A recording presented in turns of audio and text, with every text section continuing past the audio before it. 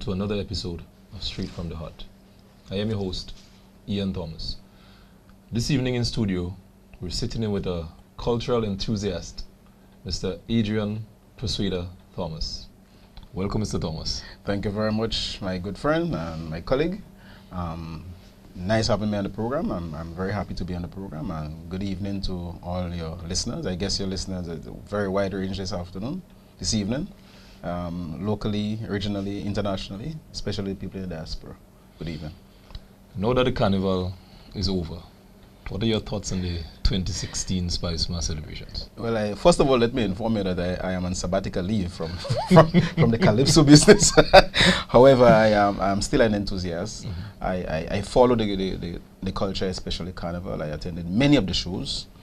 And before I start, I really and truly want to congratulate the Carnival committee and the stakeholders for staging yet another Carnival 2016. In particular, though, I think the artists, the stakeholders, Mass Calypso and Pan, those people over the years have been excellent participants in the business. They have been committed in the business, and they are the ones who ensure that Carnival occur year after year. However, I think that the Carnival committee has a lot of grounds to cover. And they need to get the house in order, because we had some shortcomings this year in the Carnival celebration, and it's high time that the Carnival committee start investing in the product, so a little more, much more. The subvention would not cut it. 2 weeks before Carnival with a subvention would not. There is no room for development in when you're thinking like that. And I don't think that the Carnival committee or the Spice Mass Corporation can guarantee or tell anybody in the world that you can come to Grenada and get Calypso, because it is in the hands of the Calypsoan per se, and it is in the hands of the mass band, and it's in the hands of the steel band.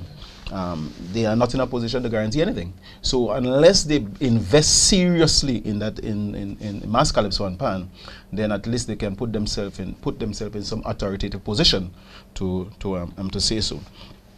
I pity the CEO this year, and I was just coming down I'm driving down Grandlands, and I heard Scholar on talking to Mikey Hutchinson, and he was making the same point that the CEO could find himself in a very difficult position because of the fact he's working out of the blues. There are no records for you to go back to. There is no blueprint for you to follow, even though the blueprints are available. Really and truly, I don't think he has access to them, and that is creating a serious problem. We need to have some serious development and plans in place for this Carnival. It is too important. I remember my good friend Anthony Boson once said, subject to correction, that Carnival is capable of generating over $40 million in the economy. Now, if that is such a lucrative business, then it means to say that you have to pay some more emphasis. But all in all, I think the people enjoy themselves. Juve morning, despite the little hiccups, I think the job played a significant role, and we continue to underestimate and fail to institutionalize the job and make it something worth the while. We have a long way to go in that regard. It's just too spontaneous, and it's causing some people a little hiccup. And as scholars say, take job in your face. Said face, but however, it was nice. It was nice. I enjoyed myself. I'm assuming you're aware as to the little hiccup that took place Panorama Night. Are you aware? Well, yes, I am aware. As I said to you, I've been following Carnival a very long time. I have held leadership for the past over 15 years. I sat in the chair of the president of GPAC and vice president combined together, and I've been following the struggle of Calypso in Grenada. I played a significant role in that respect. And I remember in the late 90s when we were battling with when I think it's Red Rat from Jamaica. Yeah. We were battling with the authority in terms of when the foreign artist comes to Grenada, and the question of giving the Carnival an opportunity to grow and for artists to present the culture. And every year the local artists, Mass Calypso and Pan, has to battle for the survival of Carnival, where it's the foreign shows, with due respect to my colleagues in the Caribbean, becomes a threat to our local culture. And sometimes people may come to Grenada for Carnival and they may attend more foreign shows and see more foreigners than our own local artists. So I think they have to review that and review the importance of Pan in the Carnival, review the role that Pan has to play in the Carnival. You cannot hurry up Pan and Panorama Night to make way for a show that really and truly you have about 3 or 4 versions of it taking place all over the country. I mean, I pity them, my comrades, where they could not even go on the stage and celebrate the. I mean, winning is. I mean, when you look at this Okamonak and you see he's celebrating and the people. The supporters come around, and you cannot deny people of those golden opportunities because you don't know if you're going to win it again. So it was unfortunate, and the Carnival Committee need to apologize to them, to Pan, and not commentaries alone, but Pan generally. We need to pay some more attention. Look at the competition again. Look at the role Pan has in Carnival. I don't have the solution here per se, but Panorama has been struggling over the years, and we are really not tackling it head on to make sure that it comes out clean and nice. Moving away from Carnival, you're the NDC caretaker for the constituency of St. David. What are some of the issues or challenges the constituency are faced with at present? Well, first and foremost, I think that I am privileged to be the caretaker, and I think I must, I'm very grateful to the National Democratic Congress for endorsing me as a caretaker for St. David's. I have been, for the last 3.5 years, I've been moving through the constituency on a regular basis. At least you would not find me not visiting a particular village or a particular community for any particular, not visiting let's say for a week.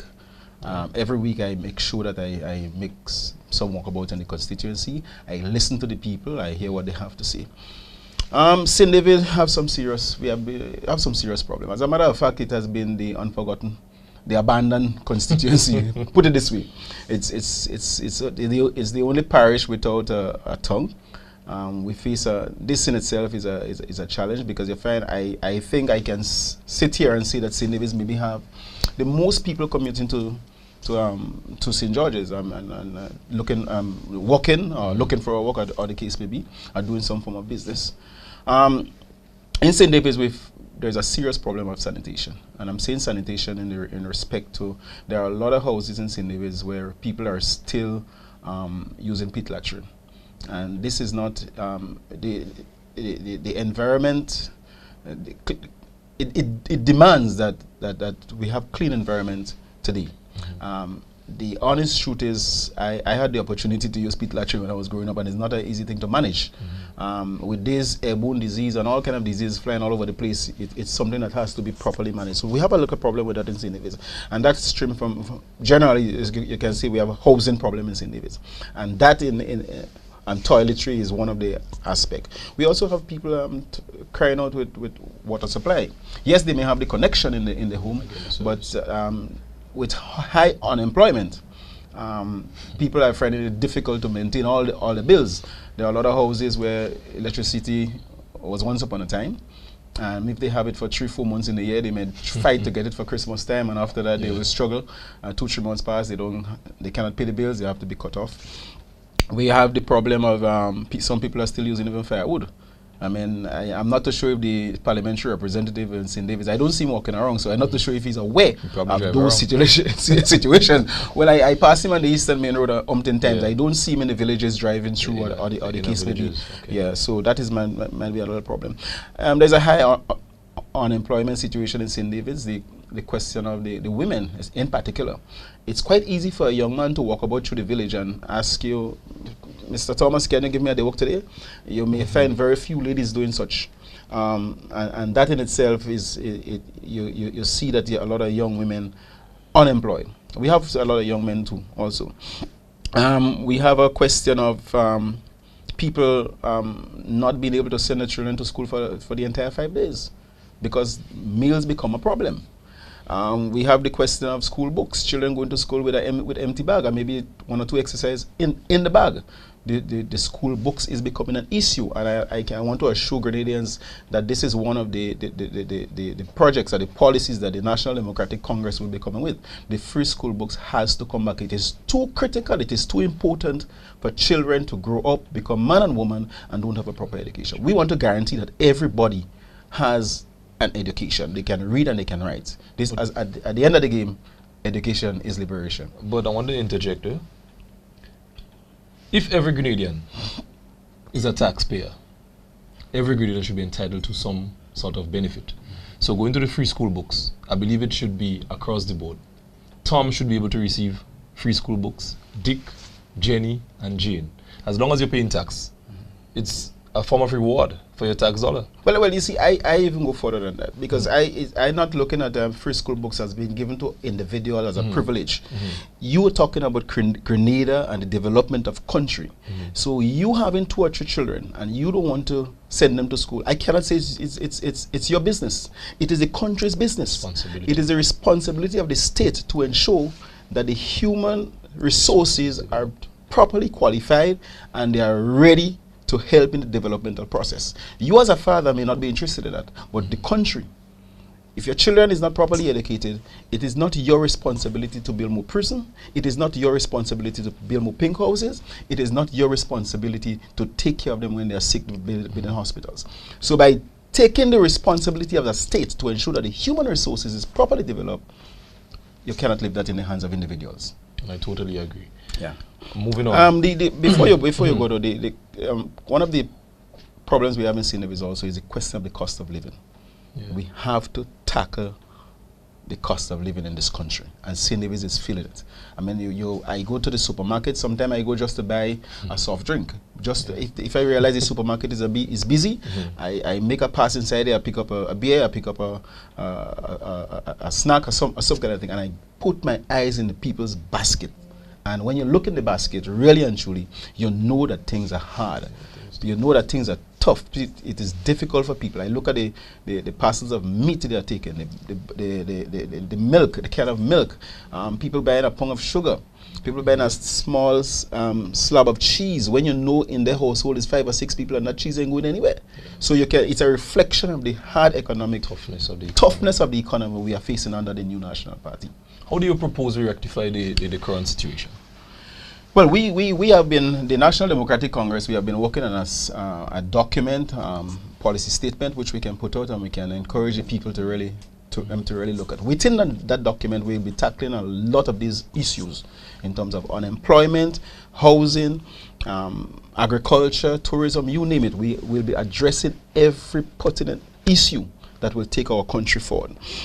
One of the areas that we pay particular attention is the question of the rural development in the rural areas. That in itself, I mean, we cannot be focusing on St. George's and Grenada alone. Grenada is not Grenada. We have to be focusing on the rural areas, and we have some serious plans in terms of agriculture and bringing in investment in the rural areas to really tackle some of those problems. As I said to you, the education is one of the areas we'll definitely be looking at. Agriculture and fisheries, manufacturing, all those areas we definitely have to pay attention to and see how we could remedy that serious problem we have in St. David and in Grenada generally. And those are lucrative areas. Agriculture, you could make a mint out of agriculture. Well, that is it. Likewise fishing, because some of the richest folks in Grenada happen to be fisher folks. Yes, of course. You will hear especially some of the fishermen in Guelph talking about how many thousands of dollars they can make in a year. I mean, it is nothing compared to ordinary civil servant who is working for maybe $50,000, $60,000 a year. Yet for all, I'm not too sure if we have any system in place to ensure that the fishermen in this country manage their resources properly and help and contribute in the development of building Grenada. Because a lot of money could be coming in, but if we don't have structures in place, and if we don't help them to manage it properly, you can find a fisherman throughout his entire working life was fishing very good in bringing in a lot of resources, yet for time at the age of 60 years when he cannot fish anymore, he finds himself in a difficult economic position. It all has to do with the lifestyle and the things you appreciate. Because if you make a lot of money, it's up to the individual now to invest, save, squander, or whatever the case may be, what you want to do with it. And that is where educating and guiding our people. And when you're in office, when you're a government, you have to govern. And you need to inspire the people too. You have to inspire the people to move on. You cannot just say, well, yes, we have oil in Grenada, so let those guys walk and get a lot of resources and then drink rum every day and smoke, and the children walking in their footstep. No, we can't do that. We have to be more progressive than that. You need to inspire the people. Definitely. We notice you're always walking around in your constituency. What are some of the issues or some of the concerns of your constituents, apart from those that you highlighted earlier, based on your observation? What are the words the constituents are saying to you? Well, from the time I be seen from a distance, they know that I'm a politician, so they know I'm walking around I'm seeking the support. I'm asking them for the support to move forward, so that we can move this country forward. And the greetings before they start to make the complaint is that they are very disappointed in the new National Party. They are very disappointed with the kind of representation that they are getting in St. David. And they are, after those two issues, they will outline some of the problems that they face. And it's sometimes the tears flow from my eyes, because I really and truly, I wish I was in a better position to treat them like how I treat my family. It is my responsibility to ensure that my family has food on the table, that my children get protection, they get schooling. I'm not in a position to really take up that responsibility for the people of St. David at this point in time. But I try to outline to them exactly what the National Democratic Congress is all about, where we want to go, what we want to achieve for the people of Grenada. And I think that they are very impressed. And the support for me in St. David's now is overwhelming. And I'm not taking the credit for it personally per se, but I think what the message that the National Democratic Congress is preaching and is exposing the people of Grenada to will really and truly be accepted come next general election. So is it safe to say that next election, Persuader Adrian Thomas will be the MP for the constituency of St. David? Well, I going to tell you, I'm bubbling with confidence in terms of this overwhelming support that the National Democratic Congress in St. David's has at this point in time. It's a constituency that has always been a strong support for the Congress. However, I will not sit by and be complacent. I know the challenges that the party faced over the years. And for the last 3.5 years, the issue of unity has not been a problem in the National Democratic Congress. I think we have worked on that fantastic. And I think we must give our political leader, Comrade Nazim Buk, a round of applause for really doing such a good job in ensuring that the infighting and the backbiting is something of the past. And we are ready to present ourselves to the people of Grenada as a united front, as a team that is ready to govern, and as a team that will make a difference in the life of the Grenadian people. We could say you're a newcomer to the frontline politics. What persuaded Persuader to be part of the NDC team? Well, yes, that's a very good question, and I appreciate it very much. But first of all, let me deal with the question of getting involved in politics. I have been in from the time I was in secondary school. As a matter of fact, in primary school, under the principal of Mr. Michael Philbert, I remember he gave us the opportunity to have a campaign in terms of I think we were looking for students, forming a students' body, and he gave us the opportunity. We were good debaters, Kenneth Victor and all those guys, and Vincent, where I grew up, and I was a leader of that particular team, and we won the debate. And from there I went to St. David's Secondary School, now St. David's Catholic Secondary School. And I was always involved from the time in Form 2, I was on the Student Council. By the time I reached Form 3, I was deputy in the Student Council, deputy president. And I always played a leadership role in that school. I formed the St. David's Catholic Secondary School Scout Troop. I was on the cricket team. I wasn't captain, but I was opening batsman. Yeah. I was a part of the debating club. Later on, when I left school, I started the St. David's Past Pupil Association. We're still struggling to get this going off the road. Within St. David's, I was in First Vincent's Scout Troop. I was part of the Cricket Council one point in time, the General Secretary. I was president of the Football Association. I still hold a position which has not been much utilized these days as the disciplinary committee for the Football League in St. David's. So I have been involved with the people, working with the people, and my involvement in Calypso is well known throughout Grenada, Carriacou, and Petit Martinique. And on that basis, working with the people, friends and family encourage me, why don't you get involved in politics? Because despite I'm coming to the forefront now, I always had discussions with politicians. I've always been involved in activities that appear to be political sometimes, but I know my boundaries and I know what hat to wear when I'm in what position. So when I was confronted by the Honorable Tillman Thomas, which I had the privilege, I mean, if somebody like Tillman Thomas asks you to do something, how can you say no? A man that is so clean and upright and transparent, you really cannot turn him down. And it was a difficult decision for me. It was something where I needed my family support, I needed my community support, and I decided that, boy, to get into politics, either way, NNP, NDC, where do you want to go? You're looking. You want to live up to your name. You want to live up to the foundation that you have laid already. And I made the choice that the National Democratic Congress is the party for me to really get myself involved in, promote, and ask the people in this country to really consider the National Democratic Congress seriously as we move forward.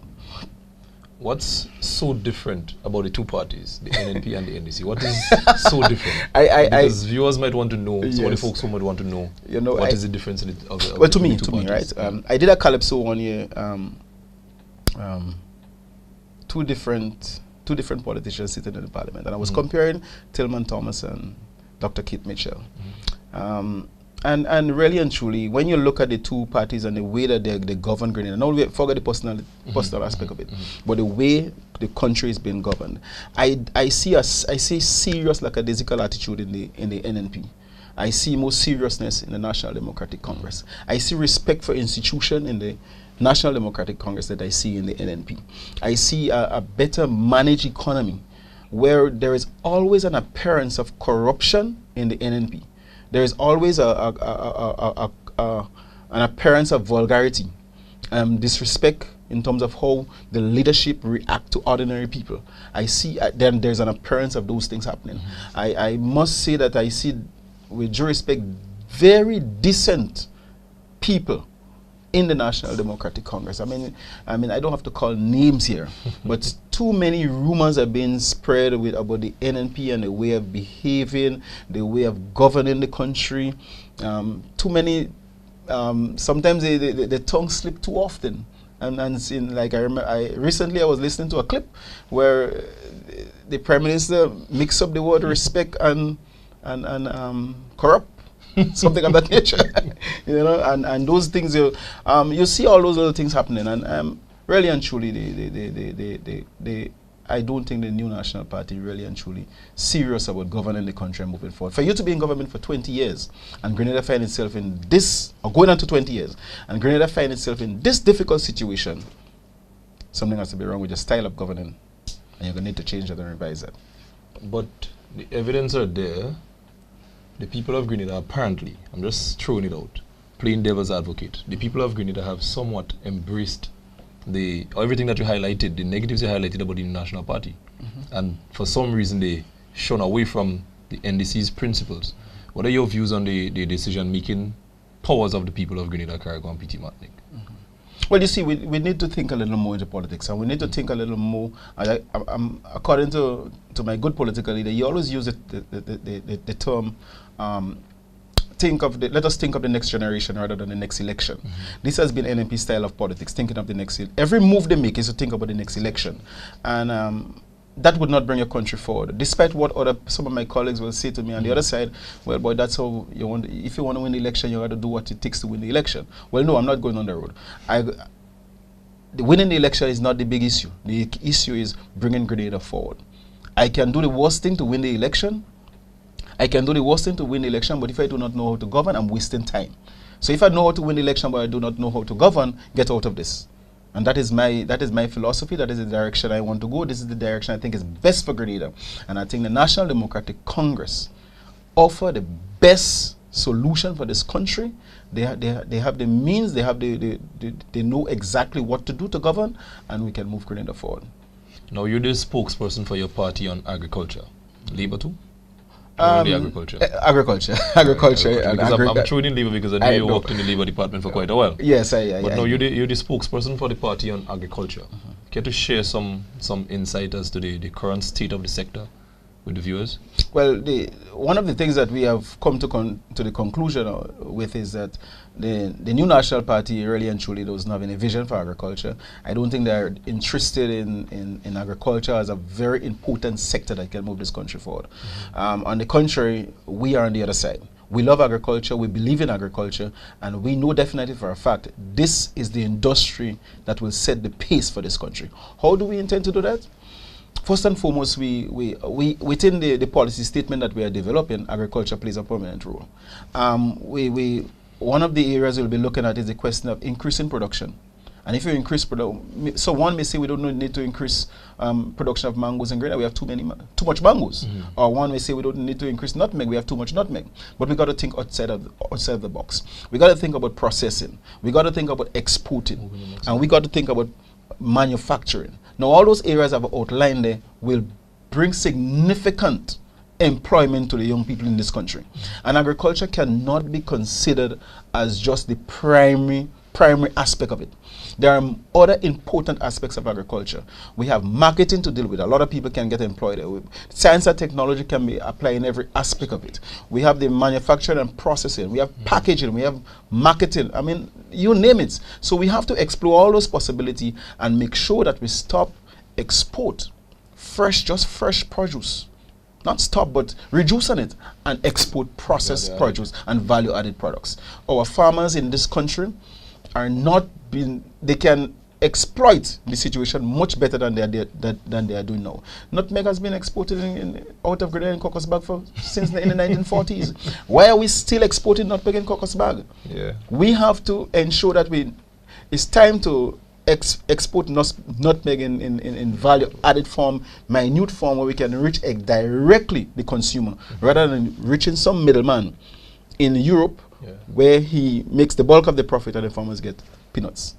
But we really and truly, there's a lot of work for we to do in agriculture, and we will definitely pay much attention to that. Fisheries is another issue that we have to deal with, and one of the great one of the issues that we have to tackle is the question of predial larceny. That has to be something of the past. We cannot live in a society where those who labor do not hold the rein. But as you talk about predial larceny, we could take a page from the former Minister for Agriculture's book. If you killed somebody in land, you do them with a cutlass. would you prescribe that to being a former or a sitting agricultural minister? We cannot advocate lawlessness in this country. We have too much lawlessness already going on. I'm not saying that to close off the segment. Yeah, so we have to respect the institution of the law enforcement, and we have to let them apply the law appropriately and give them an opportunity. Don't take it into our own hands. Any closing remarks? Well, I want to appeal to the people of Grenada to think twice. Think about what election has been doing to Grenada in the past 4 decades, 5 elections. Think about what we need to do to get this country out of the mess it is in, and think about which party offers the best solution to carry Grenada forward. With that in mind, we will prosper and we'll reach exactly where we want to go. Pleasure. Thank you, Mr. Thomas. One love. Join us again next week, Monday, right here on GBN TV for another episode of Straight from the Heart.